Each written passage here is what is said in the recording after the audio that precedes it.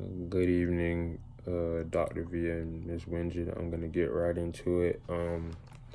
I did my final essay on Ali Hassan Salame, who was a Palestinian radical, eventually turned terrorist by his actions.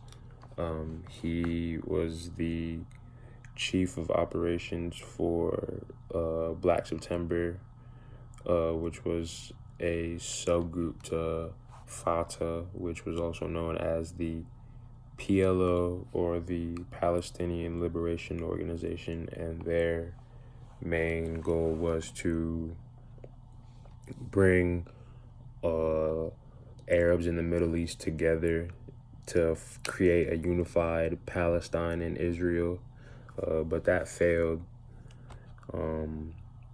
I would use the FBI's definition of terrorism to classify Ali Hassan because of his actions, him and his group's actions in 1970 at the Olympic Winter Games. 11 Israeli athletes were killed, 9 were taken hostage, but 2 were killed immediately, and there was an unlawful use of force against a civilian population, which was the Israeli athletes.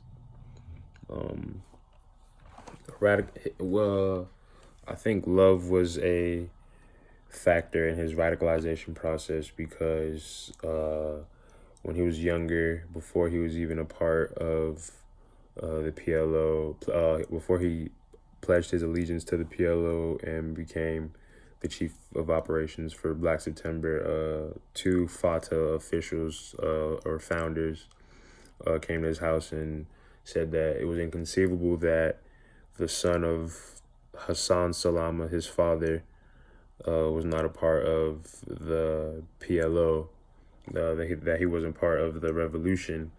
So his father was well known back in the 1940s because he fought against a lot of Jewish groups, and he died in a famous battle called Ras Al An. And so he didn't really know him when he was younger. He died when he was very Hassan died when Ali Hassan was very young, so he would learn about his father through people in the community. A way that we might prevent people in similar circumstances from being radicalized. I feel like people should probably not judge others as much as they do. I mean, it sounds so basic, but in today's world, everyone is just so judgmental of the other person, and people tend to generalize others based on the groups of the actions of few.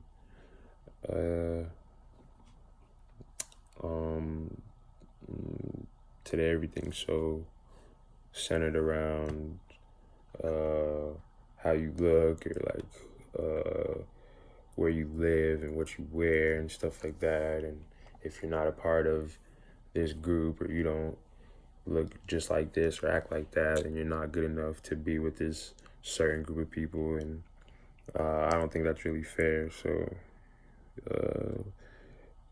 isolation that would keep people away. So bring people together instead of having to put people in separate groups, even though it always happens. But we should be open, and people should be more open-minded and open to try new things and learn about different cultures and backgrounds, because it's interesting, and it teaches others to respect where people have come from and what they believe in and things like that.